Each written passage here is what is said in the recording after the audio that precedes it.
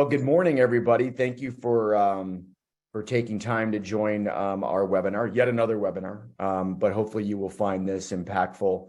And we're going to focus this presentation by Stellar with some support by AgileBlue on a very important topic, as we all know. How do we protect your business, right? And we're really going to focus on you in this call, not on us.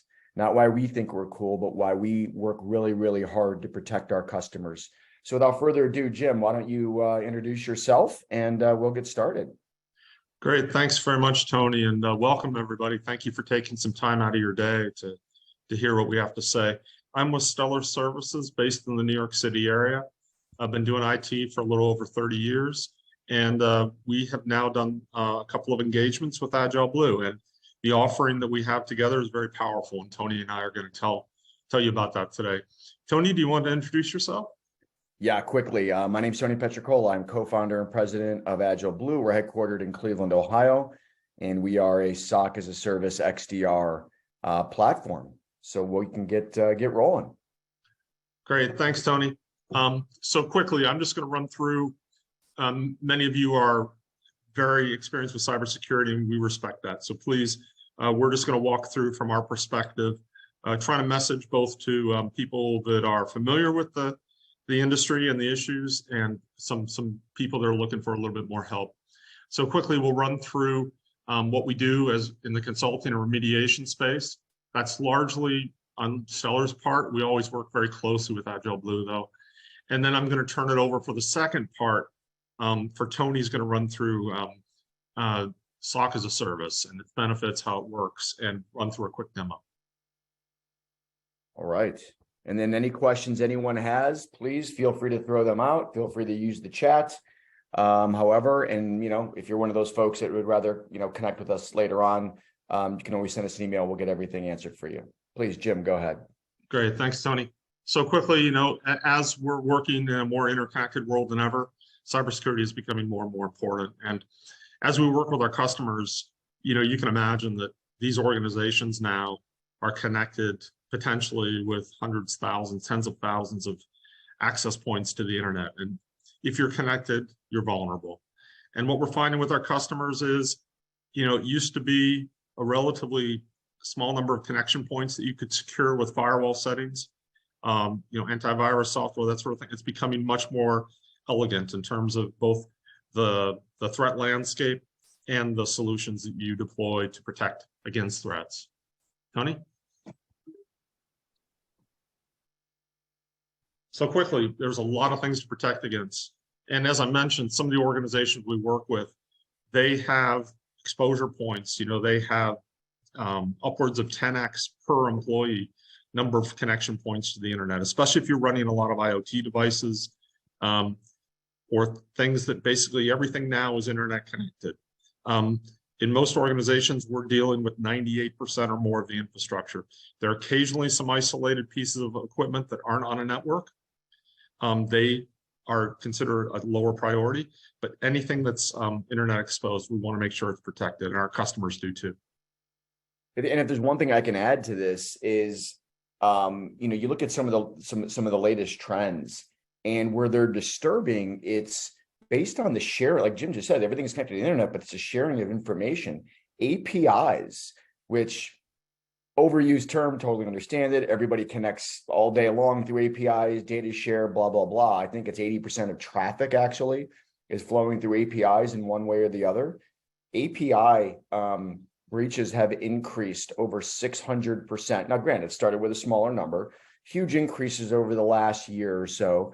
And this is now becoming a very top attack point for hackers. And if you think about it, we take APIs, you give APIs, we don't really scrutinize this stuff.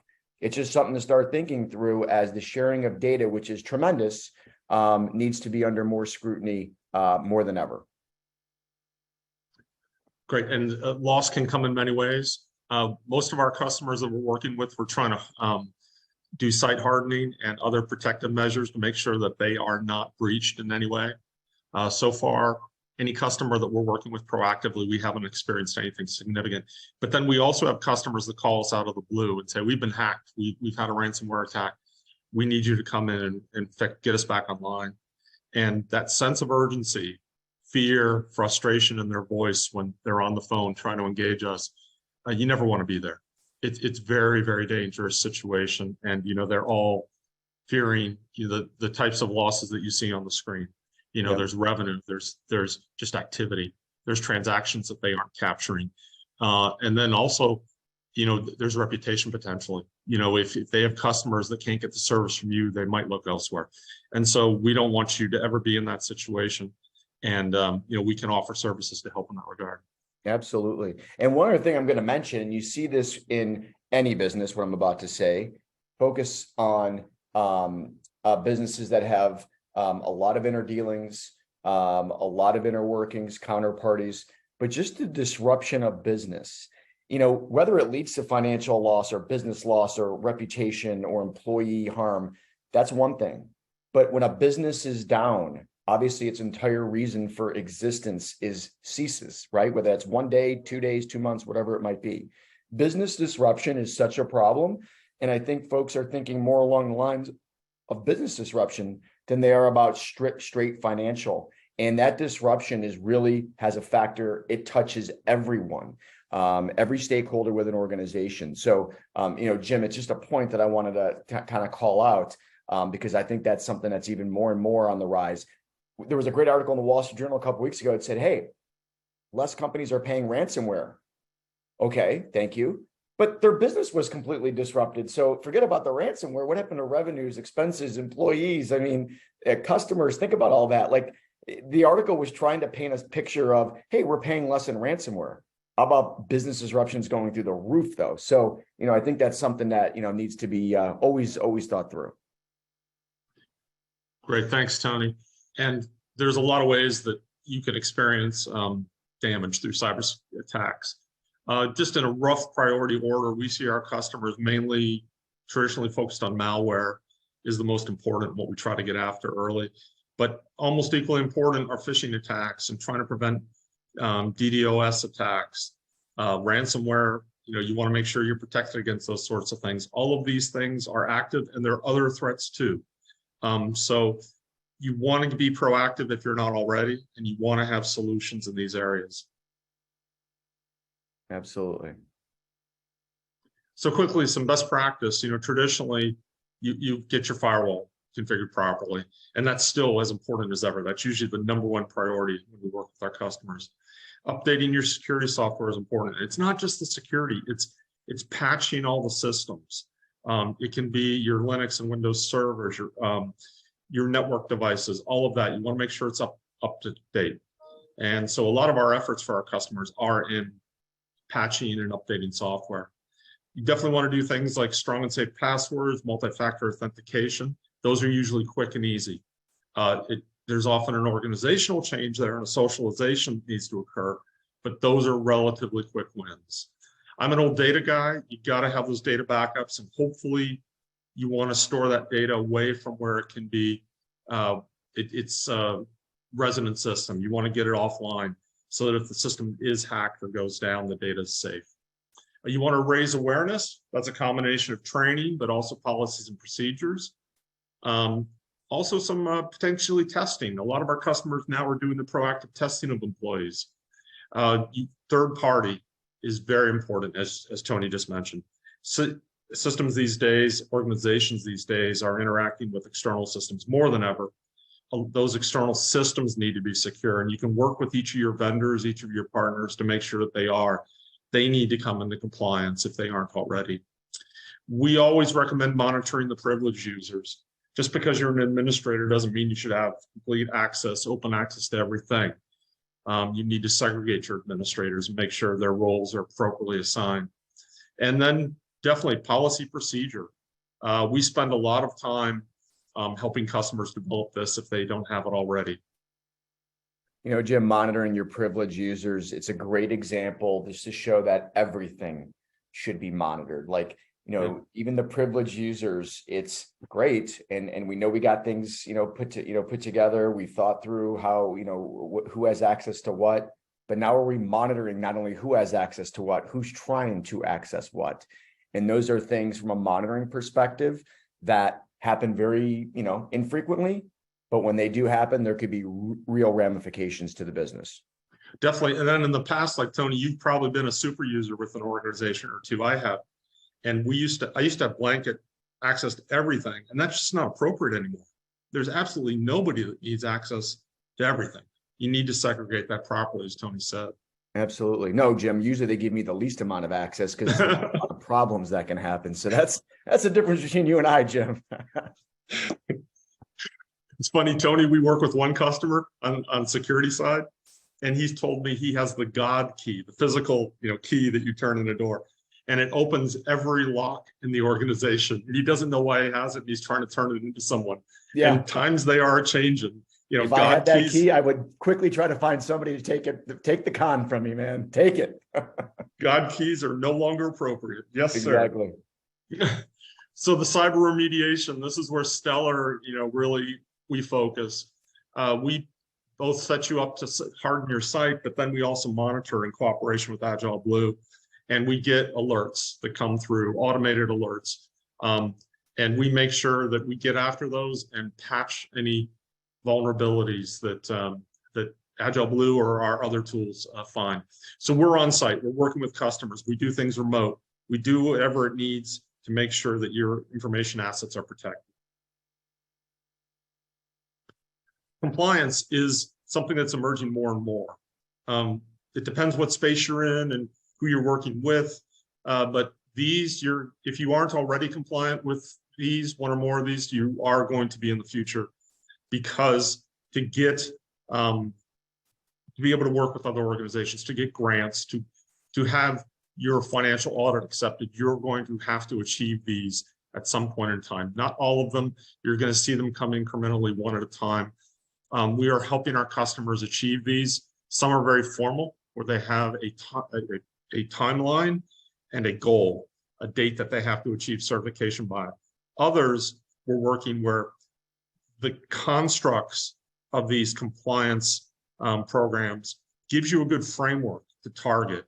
And so some of our customers just use the compliance framework to get them protected without necessarily achieving the certification. But these are very good roadmaps, whether you embrace them 100% or not.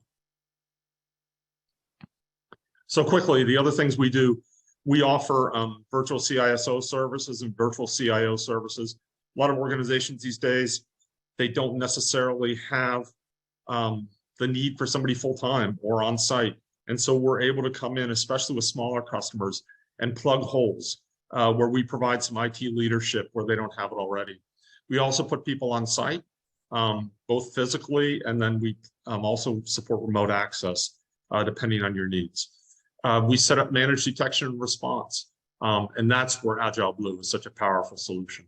And Tony's going to elaborate on that in a minute. And the response, we are every day working through threat alerts and mitigating them, remedying them one by one and knocking them off. And so if you have needs in that arena, please reach out. We'd be happy to help you get your assets protected. Tony? If there's one piece I can just really talk about too, that response side is so important, because not everyone can say, we're going to secure you, you're never going to get hacked, 100% guaranteed. Some cyber vendors have those types of slogans, but we all know it's not the case. Otherwise, everybody would be with them and there'd be no more hacking. So we know that's not the case. But the point of companies like Stellar, the point of companies like AgileBlue, is to work 24/7 to reduce the risk of you getting attacked. It's to increase the how hardened you make your systems, and it's to mitigate risk. And those are things we do extraordinarily well, which put all together really reduces your opportunity of a breach. And when you look at response, the mix of automated and supplemented by a human is huge. Automation helps us move fast. The faster we move, obviously, the better. But the human being to also bring in that intellectual curiosity, that experience, and then how to make things absolutely get fixed after they've been remediated is such an important piece of the element. So, that response side is really important, and Stellar does a tremendous job at that. And that's something we just need to call out. Not everybody can stop every attack. Like, this is AgileBlue's slogan, so to speak. Together with Stellar, we work together to detect cyber attacks to everything, right? Your networks aren't networks anymore. They're these digital infrastructures that include networks, endpoints, cloud, APIs, like we just talked about. But hopefully we understand something's happening before there's an actual breach, right? When those anomalous behavior detections begin to go off, our technology, our machine learning, our teams understand what's happening so they can move fast. Again, will they stop everything? I hope so, but I don't know the answer to stopping everything. I do know very, very quickly, together we can mitigate all cyber risk, right? And mitigation comes in various forms. It comes in total stoppage. It comes in isolating to a machine. It comes in shutting down things so it's only affected one thing, but nothing proliferates. Things like that are really important. And when you think about how do we also mitigate risk? It's by reducing vendor sprawl. If you have 7, 8, 9, the average company has between 7 and 10, again, depending on size, 7 and 10 potential vendors across the board for different things, from antivirus to endpoint detection, into the cloud, to your firewall, all these things, right? These are all vendors. Well, if you can reduce vendor sprawl and really combine solutions, it's not just about working with a few companies. That data can now all be correlated. It's integrated. It's in one dashboard. There's one team that's monitoring it, and more importantly, actioning on it. That's a tremendous benefit to working with the Stellar as we bring all these things together. And then, Jim talked about, being on site and being able to do X, Y, and Z for customers. Stellar is an absolute extension of the cyber team. I mean, it's not like they're this third-party company that's hard to get a hold of, or you got to follow this long list of. They could be on site. They could be within a Slack message away, integrated into the platform. So we're working cohesively with your IT team. Remember, IT teams aren't cyber teams. IT people are very, very smart, but they're not cyber folks. There's still some knowledge gap there, and maybe even some experience gap. The point is to combine them so you got the best of everything 24/7. That's how we mitigate cyber. And when you think about a platform, it's what brought together can make the platform more operational, more efficient, and being able to then evolve as you move from on-prem servers to cloud and virtual servers, now into workloads and applications into Kubernetes and things like that. It's bringing together a platform that has everything tied to it.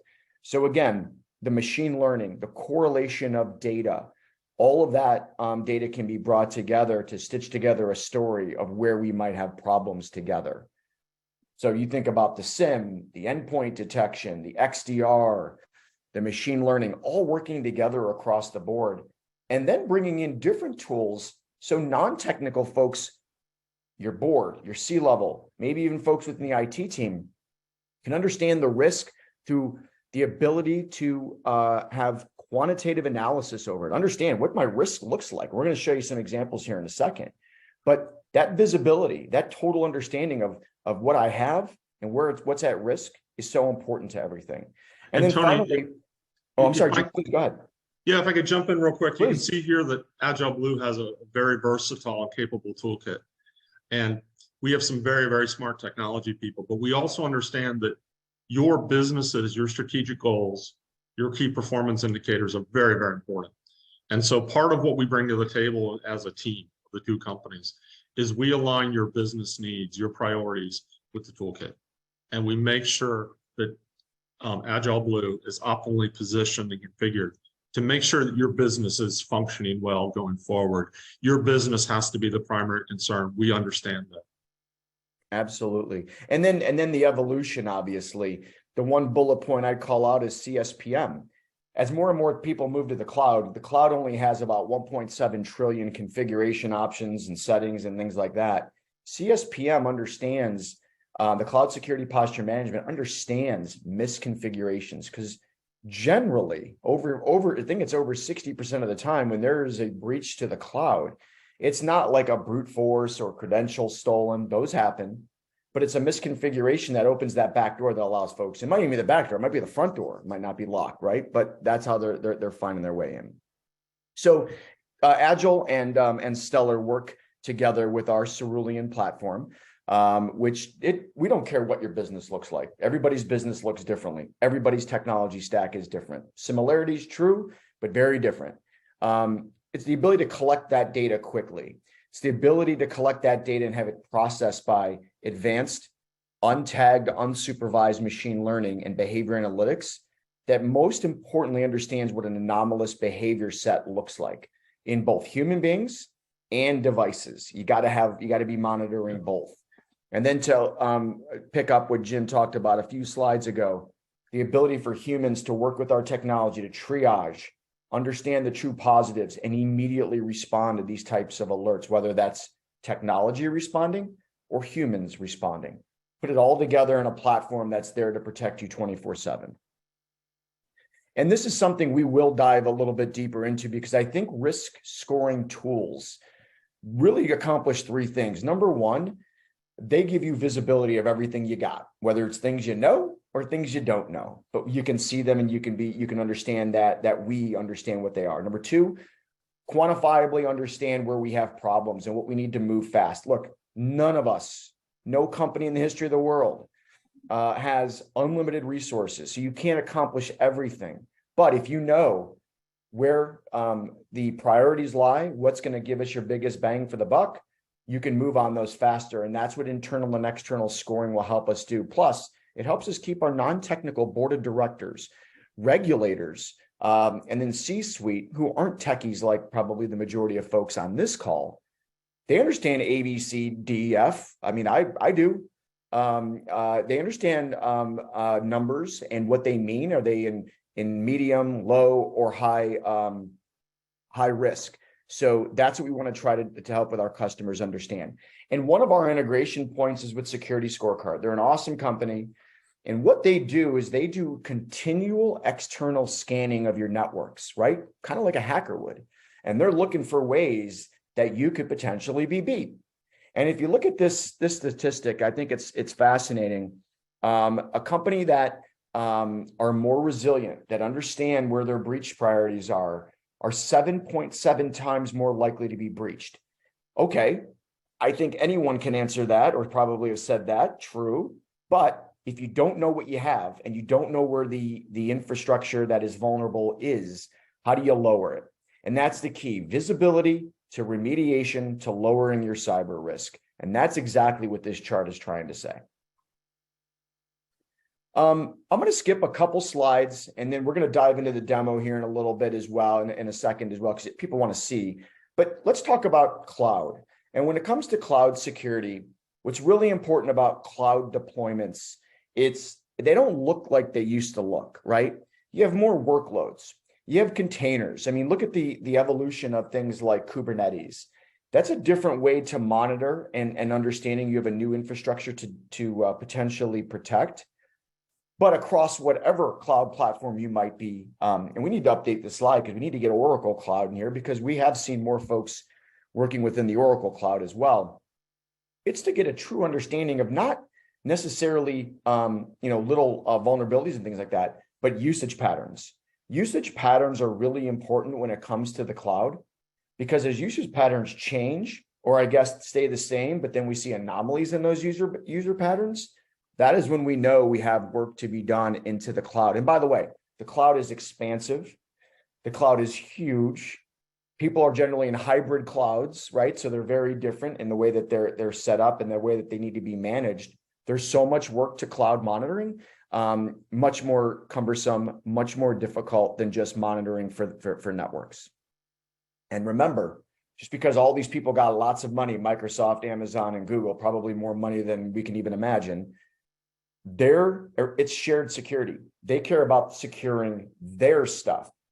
They don't care about securing your stuff. Securing your stuff is on you. Or if you're working with someone like us, it's on us. But together, It's a shared security model. They don't want, Google's not going to get hacked, right? Amazon, most likely not. Microsoft kind of does all the time, but that's what they're working towards stopping, not each individual person's website or network.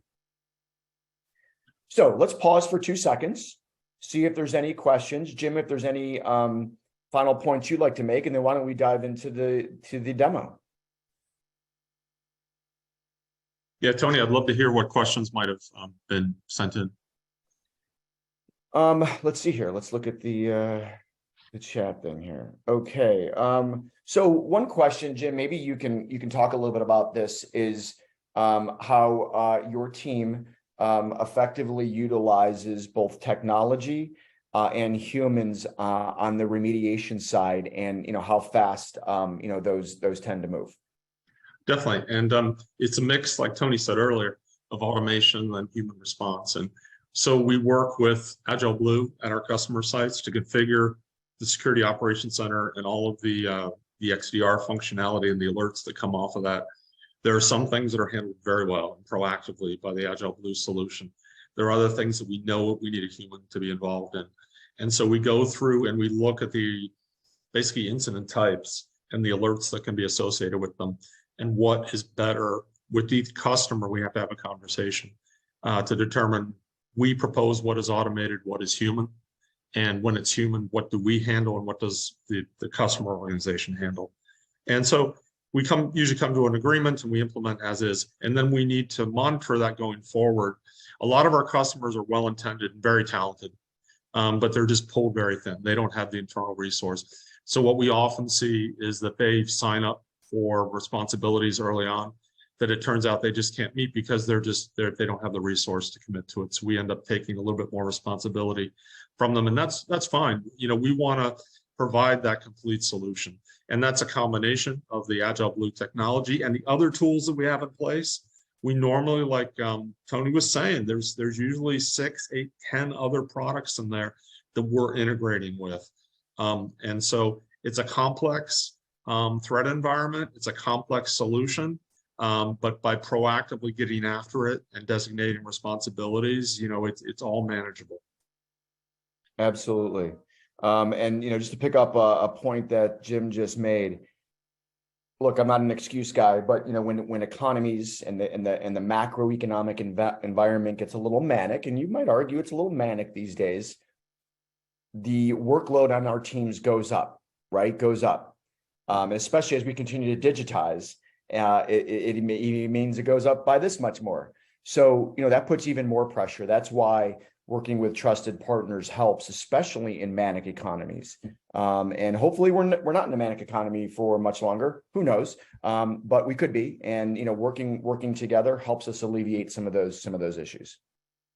One thing I also want to throw out too is that, a lot of these cloud systems, like Tony showed there, AWS, Microsoft, Google, Oracle, those cloud technologies have better alerts and messaging than traditional platforms. And we basically configure those and take advantage of native functionality and integrate them into what we're doing,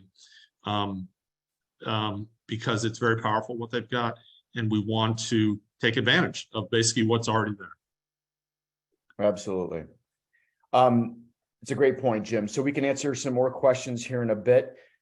This will help get probably a few more questions brought up. Well, let's talk about some actual practical applications here. So you're looking at our portal. This is where clients have the ability to see their data 24/7. But more importantly, let's just say you never, ever want to log into the portal, right? Because you're working with guys like Stellar. That's fine. The team is there 24/7 to alert, to bring you up to date when we need to do that. You don't need to be sitting in front of a dashboard. Earlier, I mentioned Security Scorecard. Security Scorecard is a tremendous partner to us. I mentioned they do external scanning, so you constantly understand from these 10 sectors, and then under each of these 10 are another 10 or 15. There's hundreds of categories that Security Scorecard is working with our customers to help them get better visibility and understanding where they have potential challenges. So if you got a report card that, first of all, when I was in high school or college, if my report card looked like this, God knows where I'd be today, man. Look at this. This is beautiful. There's no curves. I used to get some of those curved things.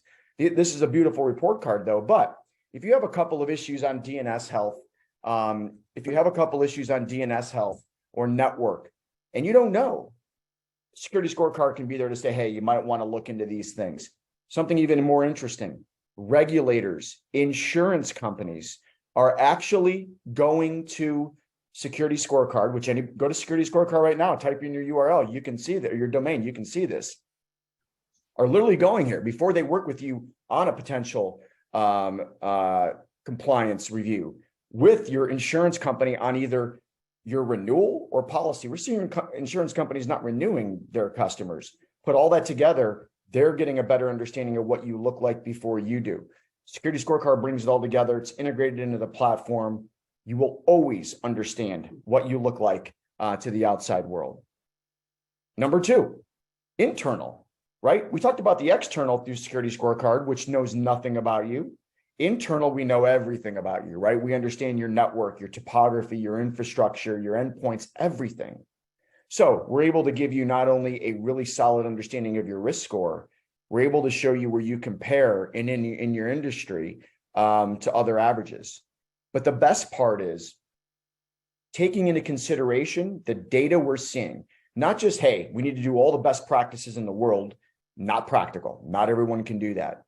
What AgileBlue and Stellar do together is understand the data analytics that happen on a day-by-day, week-by-week, month-by-month basis, compare it to the best practices that are put out by CISA, Microsoft, all the big guys, and to understand what the most 2, 3, 4, whatever it is, network and cloud-based best practices need to be employed by you. So instead of just saying, hey, you should be doing everything, we'll work with you to say, here's your data. Here's what we're saying. Here's the couple things we got to work on with you, because if we harden here, we can actually stop things that are actually trying to happen to you right now. That's a huge key. Jim, one of the questions that was leading to some best practice stuff. When Stellar thinks about best practices, I mean, do you guys come in with a heavy hand? How do you guys work with your customers to make sure whatever the environment looks like is looking at some of the best practices that need to be employed? Every customer is unique. First of all, we have to say that. And we come in and they're usually at a different place in the cybersecurity journey. So we have to align ourselves with what they're dealing with in the near term. So hopefully they don't have some issues that need to be mitigated right away. Hopefully we get some time to look at their operations and to define a plan and then implement it. So it depends. Sometimes we're pulled in, we have to immediately address some issue that's well known. But ideally, we want to get to the point where we have a plan that's prioritized, and we get some infrastructure in place, and then we start chipping away according to the priorities. And we understand that priorities change over time. We have one customer that Tony and I are both working that says, you know, everything is priority one all the time. And you know, it's comical, and they laugh too. But you know, you have to help them sort that out, and you have to be nimble and willing to adjust based on what they see coming up. But traditionally, we want to be doing some discovery of the infrastructure. We want to understand your topology, your connectivity. We also want to start looking at some of your tools, getting them to work together, potentially bringing in the AgileBlue solution, stitching it all together, and then really getting after that site hard. Absolutely. Boy, what a great segue. And I promise you, we didn't even practice this. I'm being honest. We didn't practice this part. So, you know, Jim just said stitching things together, getting that full picture. That is key. So, you know, look, if you're working with multiple vendors and you're happy with it, that's fine. Let me just show you the counter argument when you bring things together. When you bring things together, you have one agent or one integration point that brings together the SOC, the managed EDR, vulnerability, your risk scoring, all into one machine learning model that is using all that data to understand normal and anomalous behaviors. And because we don't tag anything in our machine learning, it's unsupervised. It's truly understanding and evolving how both users and devices operate by a day-to-day basis, or minute-by-minute basis. So we bring everything together into one agent. And when you think about vulnerabilities, right, we have the ability to totally understand complete discovery of assets, where they are, what the good, the bad, the ugly is, where the scoring ranks. And again, to bring all this data together. So we're looking at everything to say, here's the priority of things that need to be patched. Look, not everybody can or should patch everything. We all know that the most critical stuff needs to be patched. But if we start patching things we shouldn't, we can have operational issues. So a key to this is bringing this data together and using the actual data to understand not just what's most harmful, but what should prioritize an IT team to hardening the platform. Again, I'm not telling you anything you don't know. It's just hopefully reinforcing that we all have limited resources. So prioritization, not based on what you like, don't like, not based on who can get to what, but based on the actual security data we're seeing or not seeing, really puts IT teams at a bigger advantage than anything else.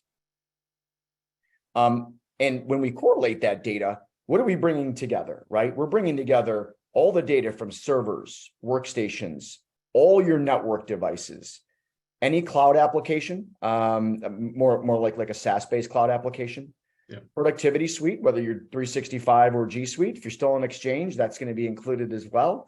And then any cloud platform. We mentioned the top three, with Oracle coming in as the fourth. All that data is being generated all day, and it's a lot of data. It's hundreds and hundreds of gigs, if not terabytes of terabytes, whatever it is based on your organizational size.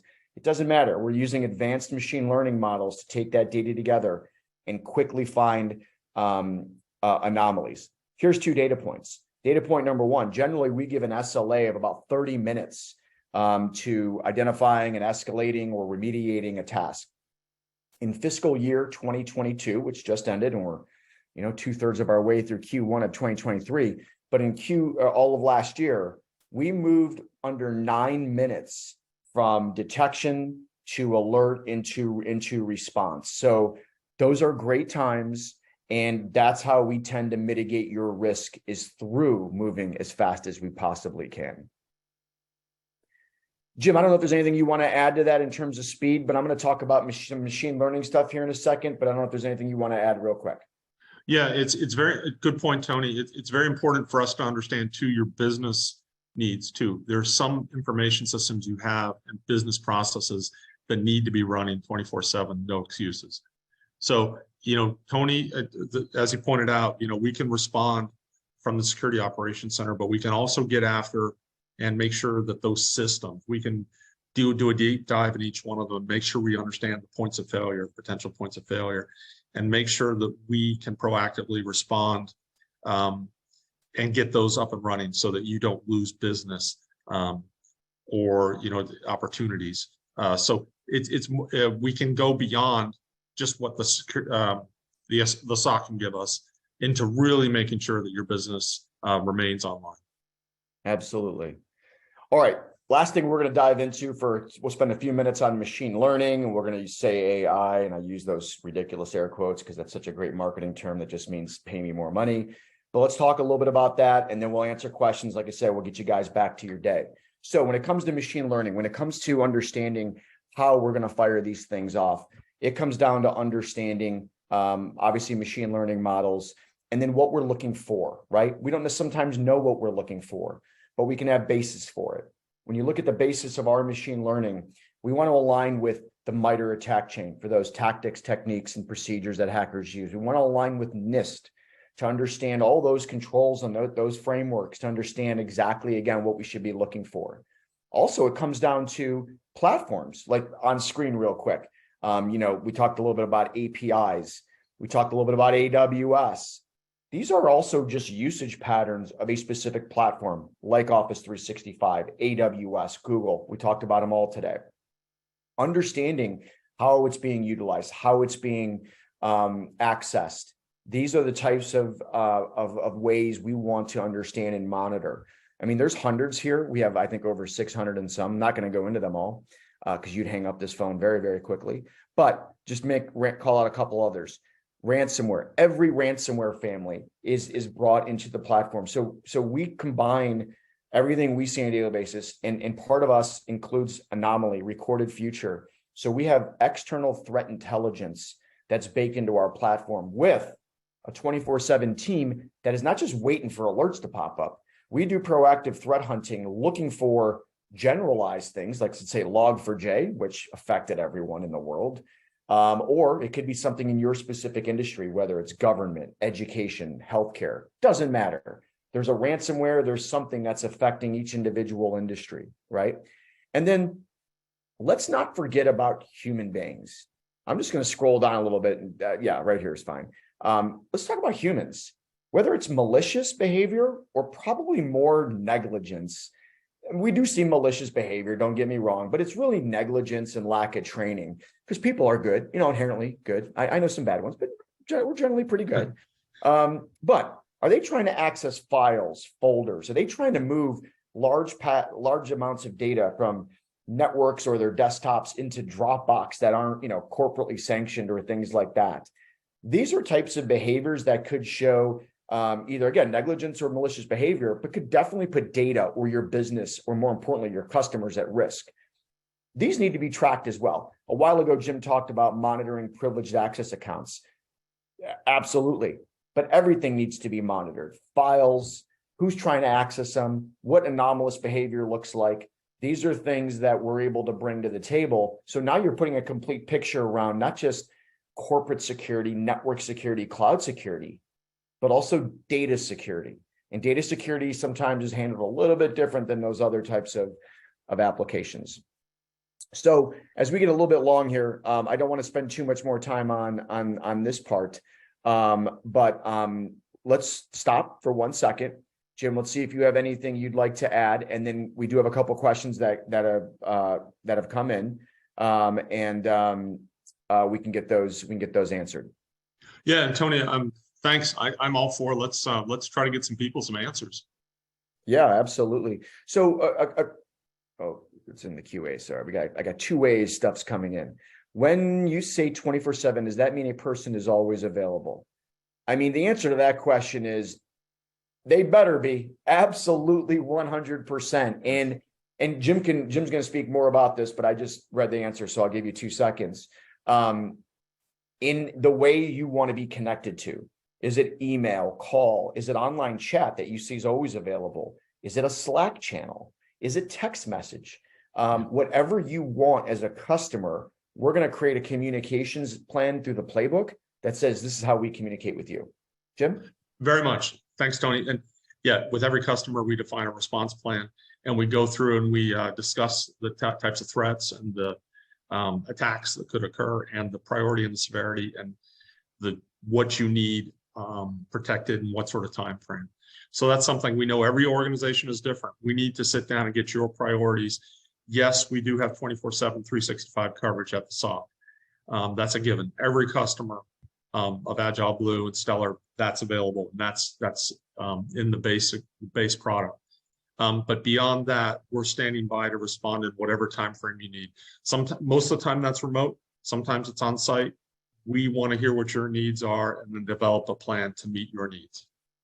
Yep, absolutely. So next question probably had something to do with what I raised. Are we seeing customers losing renewals? So the answer to that question is yeah. Folks, again, we're talking, the Wall Street Journal's article mentioned a couple things. Premium rates definitely going up, but not, at a tremendous clip, it's still going up. And then ransomware payments were actually going down. Again, forgot to mention business disruption, which is even more important. But the other thing they didn't talk about was renewals, insurance renewals. We're seeing more folks potentially having renewal problems with their insurance companies than just premiums going through the roof. And if you were, I don't know what type of business everybody's in, but if you're to lose an insurance policy based on renewal, that becomes a huge problem. And you better believe other folks are going to hear what happens. So those renewals are something that is really interesting to keep an eye on. Any more questions, Tony? Yeah, there's another question that just came in. Do you have an example, Jim, of what an attack looks like? Sure, they come in many forms, but often the attacks come in, as you know, you can sit there and watch your firewall all day long and see the attacks that they come in. If you just watch the traffic on any firewall, you'll see they come in usually several every minute, and they're just pinging. They're constantly probing. A lot of it is automated. They're trying to see if they can get through. That's just one type of attack. I always go to firewalls first myself. You want to make sure that's secured. But you are constant, whether you realize it or not, every internet-facing IP address is constantly being probed every minute of every day. So there's those sorts of attacks. That's often just machines trying to break through and seeing where you have a vulnerability. Then you get more sophisticated attacks where humans get involved. But generally, I think that look at your firewall sometime and see what's coming in against it. That's why you want to do cyber. Absolutely. It's a great point, Jim. If anybody has any other questions, please throw them through. Another question I'm looking at. This is funny. So what does this cost? Oh, well, here's the dollar. No. Jim could talk a little bit on the team side. We're not going to get specific because that would be something that would not probably make for a good discussion. I can tell you on the SOC side, though, everything is generally priced by the device you have.